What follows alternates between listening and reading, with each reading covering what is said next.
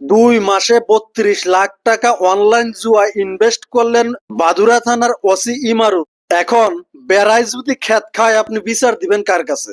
আর সাধারণ মানুষের একটা প্রশ্ন, যে 2 মাসে 32 লাখ টাকা যদি অনলাইন জুয়ায় ইনভেস্ট করে, সেই ওসির বেতন কত, তার আয়ের উৎস কি?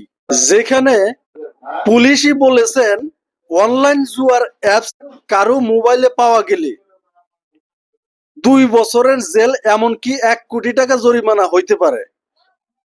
সেইখানে একজন ওসি সাহেব যদি অনলাইন জুয়ায় আসক্ত থাকে, যদিও এই ওসি সাহেব বলেছেন তার মোবাইল কেউ হ্যাক করে এই সমস্ত কর্মকাণ্ড করতেছেন।